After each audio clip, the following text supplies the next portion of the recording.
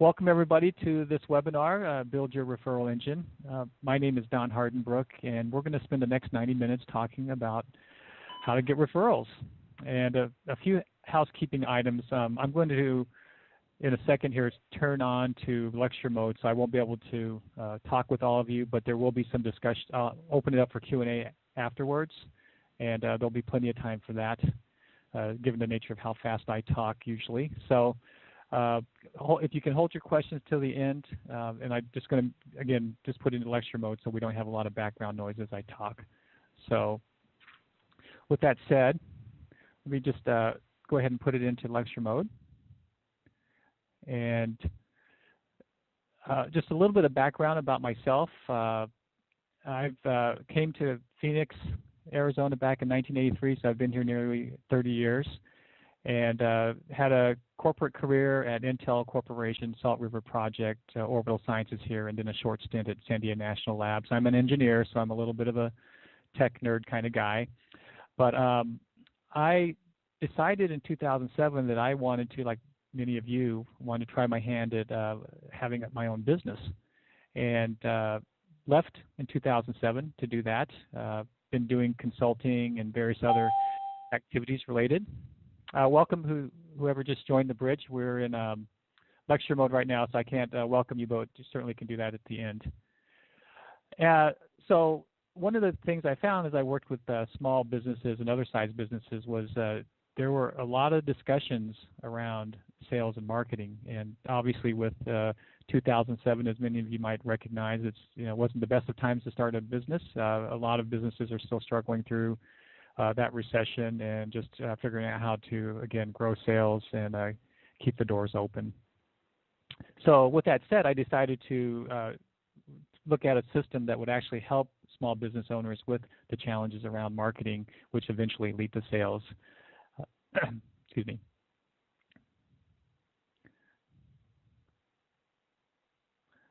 I think this thing is in the way here. Sorry, I'm going to move that. I also need to introduce John Jantsch. I don't know how many of you know John, but he is a widely known small business marketing guru. He has written two bestseller books on marketing. The first one, Duct Tape Marketing, and the other one is Referral Engine. He is not only just known by Forbes as a favorite for marketing, but he's also known by a lot of other corporations that you might be familiar with. He has helped tens of thousands of businesses with marketing, and he is the creator of the Duct Tape Marketing System, and that is a little bit of what we're going to talk about today. It's primarily about the referrals, but that is part of the system that he refers to in the Duct Tape Marketing point of view. So let's go ahead and jump into some of the parts and realities of referrals. And I should point out, as I said in the event announcement, there was a survey done by BNI recently, and basically, as they surveyed their members, they found that 71% of their members relied heavily on referrals. And I don't know about you, but as I think about a lot of the business that I have done, a lot of that has been through referrals too, and they seem to be much more natural. So reality number one, people make referrals because they need to. Now, we're just wired that way to want to make referrals. I don't know, just a recent example for me was I had been talking to a former Intel and Motorola general manager, and I had mentioned something about health insurance, and she followed up and asked me, well, could you tell me who you used to help you get that great health insurance? And I was more than thrilled to do that. As a matter of fact, I was excited. I told her, yeah, he saved me, from $1,500 to like $550 on my health insurance, and he does a great job. And I was basically just, gushing about how good he was. And I think that's how we are naturally wired. We want to help other people. So part of our challenge when we think about as a business and as somebody who's looking for referrals, we always get that mindset of, well, am I imposing? I feel like I'm begging for referrals. And the reality is we're doing a disservice to our customers and our prospects by thinking that way. Because if you truly have a product or a service that is going to be value add, then why aren't you asking for referrals? Because you're going to be helping people. So we really have to overcome that mindset.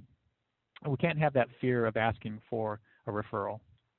And I don't know about you, but that's something that I'm still working on. It takes a little bit of time to feel comfortable about that, but we're going to also address, how we can do that in a way that makes it easier for us as well as for others to give us referrals.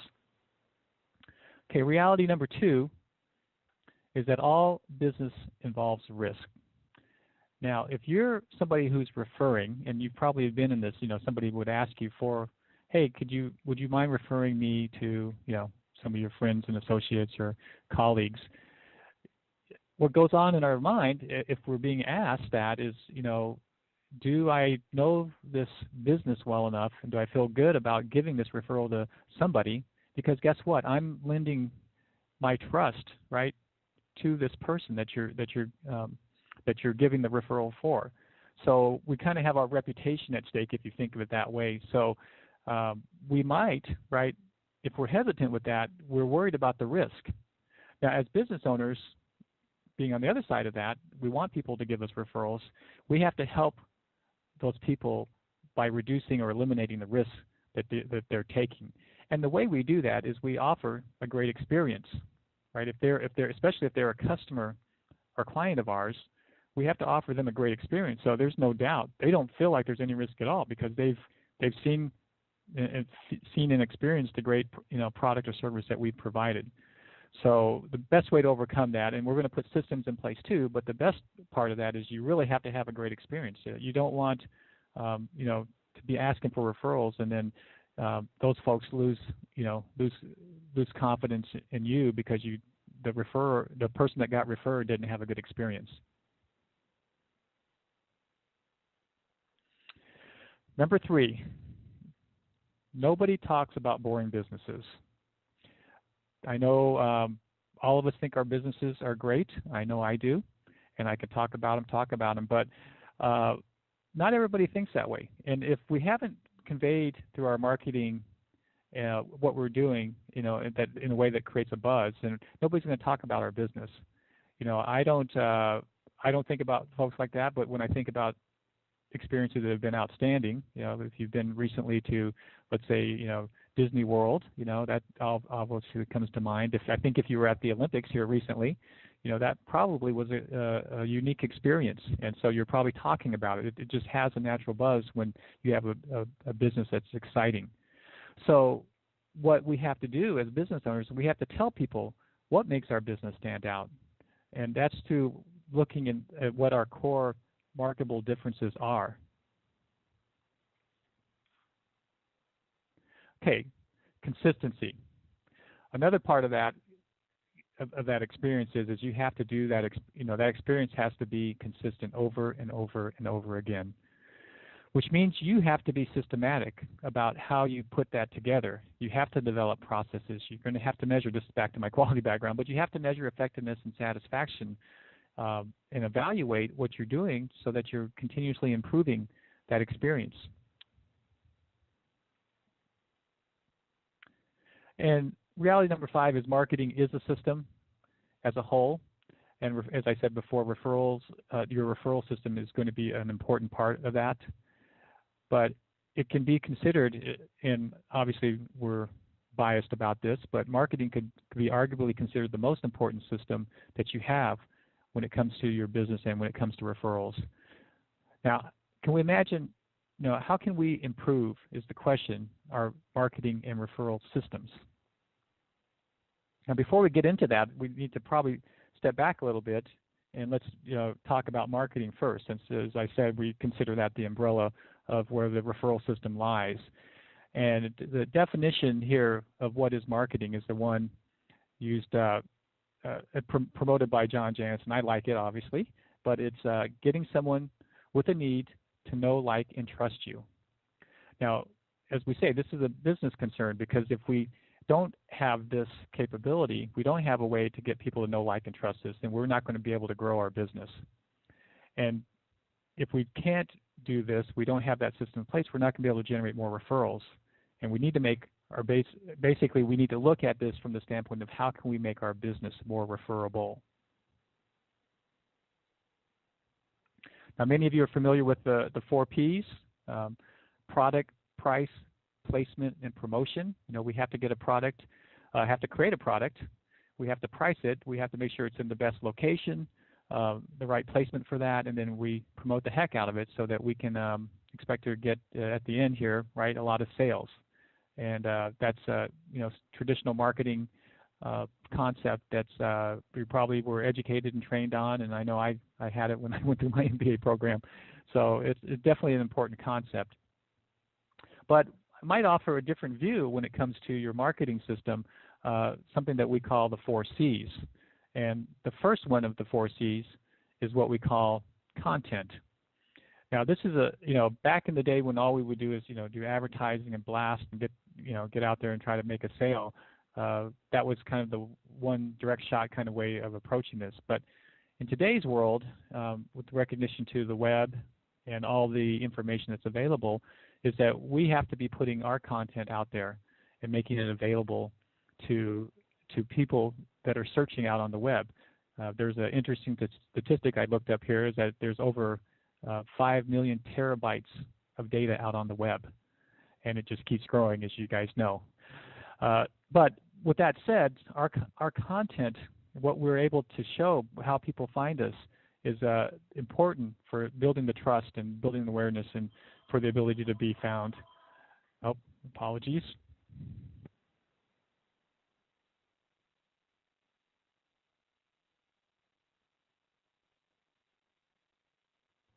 So apologies for that. That's my other phone. What we look at here is that in terms of content, then our little bit of content is out there in an ocean of, maybe bigger than an ocean of content that we're competing. So how do we make and how do we get our content to be something that they can draw attention to? So with that said, we're looking at next the second C, which is context. What we have to do is we have to do the work of basically taking this content, this information that we have, and putting it into context. We have to help people with understanding, packaging, and filtering the information that's out on the web that's about our product or our service in a way that makes sense to them.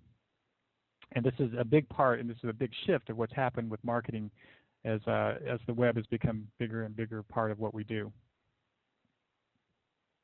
The third C is connection. You see this probably the most with the social media that's going on right now, but we have to connect, and we have to find ways to connect people to our business. This in the past was traditionally offline, events, workshops, etc. But now we have to reach out online too, and social media is a great way to do that. But we have to really think about what does that experience look like? How do we make connections with these people who, at some point, we don't know who they are, but we have to at some point identify them, have them identify themselves so that we can market to them. We have to make that a personal contact as well. It's much more about not just, hey, I have an email address and phone number, etc., but how do we make a connection with them so that they want to come and find out more and to get down that path of know, like, and trust. So today, as you know, there are some great online tools to help us have more engagement with the folks that are out there, with our potential and ideal prospects. The fourth C here is community. It's the last, but definitely not the least here. We have to think of our businesses now as a community for our customers and prospects. And in the offline world, we could think of the community as maybe a specific geography, ethnic group, et cetera, associations, affiliations. But in the online world, it could be just as simple as a shared idea, a shared interest, or something in that maybe isn't limited by physical geographies. And the technology that we have today makes that a very easy thing to do and a very simple way to communicate with a community. Now, thinking about it from a business standpoint, our businesses have to be highly referable so that we can build a community as part of our marketing. These cannot be kind of separately, tactical, not strategic. We have to be very strategic about what we're doing here when we put this together. Now, I've already mentioned a little bit about the web and the digital interactivity, but it wasn't too long ago, and I think even back when I started my business, where the whole thing was, when we thought about online, was, hey, you have to have a website. And yeah, it was probably a component of what we were doing, but we were doing a lot of other stuff. What's really changed now is that your website is kind of the center of a hub and spoke, and it's really how we collaborate with others, how we communicate that content, how they get context, how they connect, how they, we create this community. That's what's going on now, is it all has to come back to something that you have control over, which is your website. So that whole interactivity of customers and prospects and vendors and partners and all of that, and with our employees, all of that now has to center around how the web assists us and helps us with our marketing.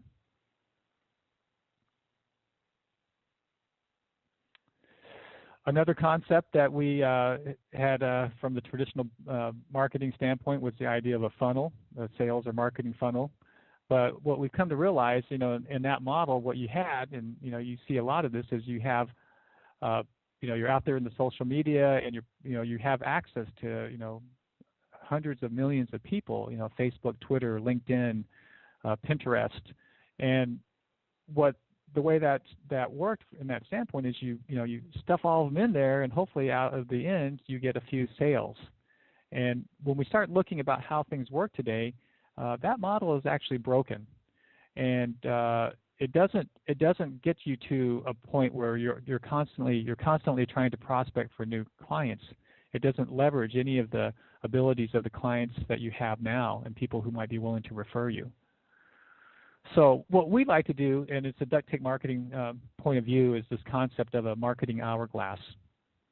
What we think about is, how do we get people to know, like, and trust us, which is the marketing piece, and then the try is some commitment, some level of risk, if we want to call it that a prospect is willing to take with us. For example, you see webinar placed there right now. You guys somehow, through whatever process, probably through the email campaign, or you knowing me or something, or Facebook maybe, however, we did this, got a hold of you, you were willing to come and actually come to this webinar. So, the next piece of that would be, okay, if you're a business, how do we get people to buy, repeat, whether that's cross-selling, setting up something else, doing quarterly events, but doing something to keep those clients and prospects, or clients and customers engaged, and then this whole part of refer. And the refer, when we get to that point of refer, people are willing to give us referrals, we can flip the hourglass upside down now, and those referrals now are actually up at the top, so we can go back and through and put these prospects back through our marketing hourglass. It's a very powerful concept, as you see why referrals here would be an important part of our marketing system. Now, the reality is that most of us, there are typically gaps in how we look at this. If I looked at it from a customer experience standpoint, we often will just start with the no, and we'll try to get people directly to go buy. And we kind of skip this whole like, trust, and try, because again, we're thinking more like the funnel versus this hourglass. And then maybe we'll think about asking for some referrals. Kind of, oh, hey, maybe I should ask for a referral. But we don't really think of this as a system. We don't think of this as an experience of, how would somebody get to become aware of us? How would we get them to like and trust us, and what would we offer them to get them to try us out? And then, through the buy and then the repeat, have we thought about that customer? What could we offer them beyond the first buy? What could we offer them that would be, again, a great experience for them, to the point where now they've had such a great set of experiences with us that, they're more than willing, they're gladly wanting to refer others to us. So we spend a lot of time talking about marketing, and as I've said a couple times here, it's because we have to set that in context as the umbrella, and then the referral system itself is just a subsystem of that. So when we talk about the referral engine system, and the engine denoting the idea that we have, something more than just ad hoc here, but that it drives, right? It helps us get more business, more profits, more sales. But the first part of that is we have to be more referable. And being referable is talking to all that stuff I just mentioned about marketing, is we have to make our business in such a way where those great experiences are happening so that people will want to refer us. So that's the first one here. And we're going to delve a little bit more in detail, but I just want to cover these quickly. Authentic strategy is really thinking about referrals in a way that's not just, a tactic here, a tactic there. I'm going to, I thought about this, but it really doesn't fit in with my marketing. So the authentic strategy there. And then we're going to talk about two different kinds of content: the content that builds the trust in that hourglass that we're talking about, and then content that educates, so that we're making the potential prospect here more aware of how we are different and how we are better. And then this idea of community, both the customer and partner. Execution is always key. Great plans that never get executed or are not worth it, right? They don't do anything for us. And then the follow-up, which is going back and going back through to our stakeholders, the people who referred, and letting them know how things went. So let's start first here with authentic strategy. The ideal customer, and this is something that, again, goes back to the marketing, is do we really know who our ideal customer is? We have two criteria when we look at this from a duct tape marketing standpoint. The first is this customer profitable? In other words, are you adding so much value? Are they having such a great experience that, guess what, they are getting a lot out of that, so that you can charge more? Because if you're not able to add more than just the price of your product or service, the cost of it, then you'll always be competing on just cost, and that's not necessarily a recipe for a profitable business. So, first of all, a customer has to be one that's profitable, and then second one, it goes back to the referral system, is that they must be willing, actually glad, to refer others to you. So those are the two things that we're going to look at. Profitable and willing to refer. The other thing, and back to marketing, is you have to have a core talkable difference. The thing is that you have to be different. How does this person understand how you're different than somebody else? If you say, well, I'm a gas station, okay, because that's a commodity, right? Well, it's very tough for somebody to really understand how you're different than the other gas station. So what is it that does make you different? You can't just say great service. That's a one that everyone says. You have to go a little bit deeper and say, well, how is your service great? What is it that you do that makes you different than everyone else? And a good example that John uses is this whole idea of, he had a architect that basically said, how he's different was he helps contractors get paid faster. Well, that is something that if you're a contractor, you pay attention to, because tracking down and getting paid is always something in terms of impacting your cash flow that all of us can appreciate there.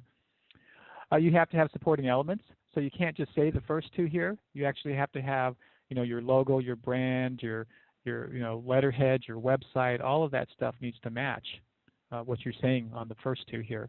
And then you also have a culture. Does the encourage support? Do your employees understand how to take care of somebody who gives a referral? That has to be part of what your business is. You have to have that culture of referral in it. And then the other part is expectation. People have to understand what will happen if I give a referral, right? What will happen? Do you have the systems and the things in place that people will know that, hey, if I refer this person, they're going to have a great experience? You may have to educate them on that. Okay, moving on to content. The content, two parts. The first part here is the content that builds trust.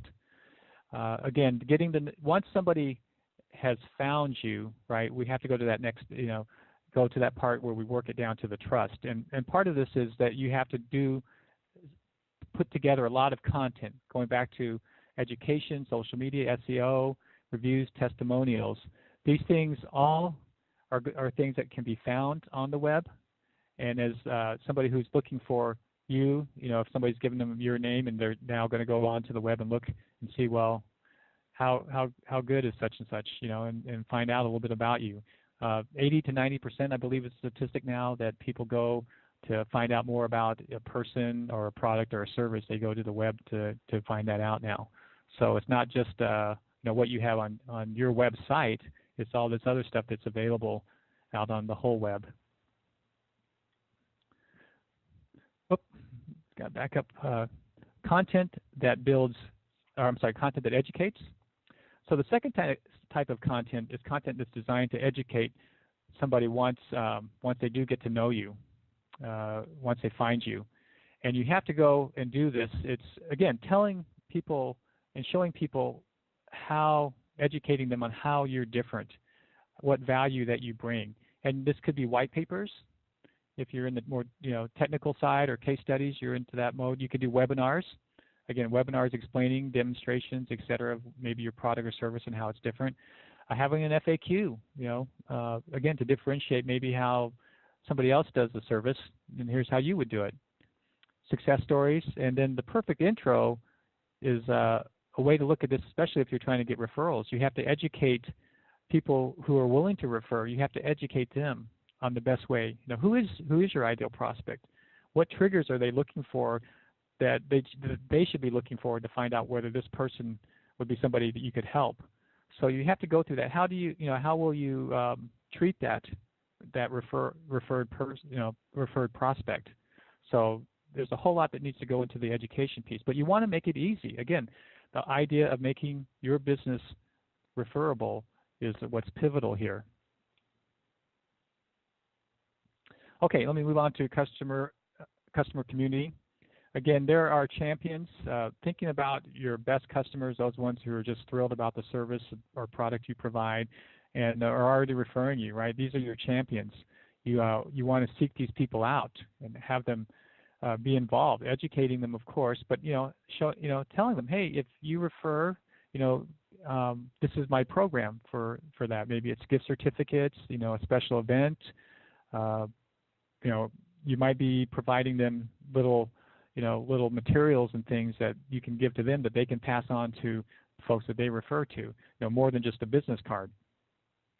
But all of this is designed to make it easy. And again, as you build these champions, this becomes part of the community that you have, and you could, bring them together, let them know how things are going. If your business is relying heavily on referrals, then this is going to be really important to build that customer community. Now, another community that's not often thought of as much, a lot of us get so caught up in our business, we're not necessarily thinking about how we could build a partner community. But it has to start off with the right frame of mind. The person that you want to partner up with has to be thinking the same way that you do. Do they have the same potential prospects in the same market that you do? And are they willing to work with you to in collaboration and cooperation to work together to help build a referral network? And other businesses are a good example here, complementary businesses. I mean, if I'm in small business, like I am, I'm talking with my accountant, I'm talking with my lawyer. If I'm in the business of more B2C, maybe I'm, partnering with some real estate agents and partnering with some, health or life insurance or financial planners, right? Because they're probably looking at the same kinds of prospects that I am. And how can you build, a community with that? And it's more than just, hey, I'm going to, get past names off, but hey, can we do events together? Could I offer something to your potential prospects and your customers that would be of value, and vice versa? And then this whole idea of, you got to talk about when you do this, the mindset has to be is it's not about you getting help from them, because it becomes more of a self-interesting. You have to help others first. It's kind of the, you scratch my back, I scratch yours, but you have to help the other person first. You can't be expecting something right away, but what can you do to help them? And then, it gets reciprocated. So you have to have that mentality of it's about helping others first, and then, some of that will come back to you in terms of them wanting to reciprocate and help you. If it's purely self-interest, then people aren't likely to respond.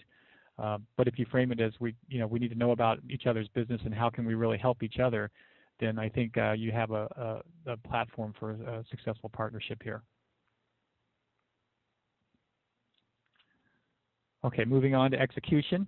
And I should mention also in the partner community, it could be some of the people that you use in terms of service providers too. I mean, my example, I target small businesses, but my CRM provider also does that. My email marketing provider also does that. So again, think about outside, not just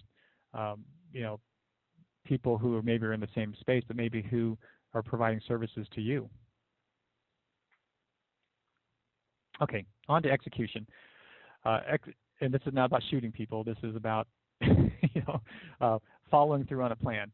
But it's important not to just have the plan, but we have to have this ability to follow through. And really, a lot of that is the collection of data. You have to be, as part of just your normal operation. Do you know if your customers have had a good experience, and are you going out and seeking that information? Because if the answer is yes, they had a great experience, then they are going to be the right, it's going to be the right time, and it'll be easy to ask for referrals from them. But if the answer is no, and we may not like that, but if the answer is no, they didn't have a great experience, then you really have to go find out, what happened, how can we make it better, how can we avoid having another, bad experience repeat, and making it right with that person is important to do that, because then possibly once it's done, then they might be willing to refer. But it's really about those experiences, and if you don't know, because you're not collecting data, if somebody's having a good or bad experience, then you're going to really be left in the dark, and you might be doing something, again, consistently, if you're putting systems in place, that is actually hurting your business and not helping you. And we like to call these the moments of truth. The best time to ask for a referral, right, is when somebody's had a great experience. And the wrong time to ask is when somebody's had a bad experience. So we really have to face these moments of truth and be willing to go through, and it may not be always pleasant, but we have to be willing to commit to making what we have, our systems and processes, better, so that the experiences are better for them. Okay, last here is the follow-up. Okay, you got a lead. What do you do now? One thing we have to think about, and we don't always do this, is if you have somebody who's been referred, you may not want to put them through the same system as you would, let's say, a cold prospect, right? Somebody that you just happen to show up. Referred leads are special, and we have to treat them as special, and we have to think about a program or a process that communicates and handles them in a better way, so that they know, both them and the referrer knows that it's a special thing. So, maybe if it's like this, hey, I think there's somebody you should meet. You want to follow that up, and maybe it's not just a call. Maybe you want to meet for lunch, maybe or meet for coffee. Go out of your way to show them that there's something more than just, hey, send me an email. So with that said, there's probably some special programs that you put together to do that, and then communicate back. If you got a referral and it turned out that they started to do business with you and it's working out really great, go back to the referrer and let them know what's going on. Again, back to how our brains are wired, is that referrer will feel good, because it's just natural. We're wired to give referrals, and we feel good about it when we do. Okay, with that said, I'm going to switch to Q&A mode here.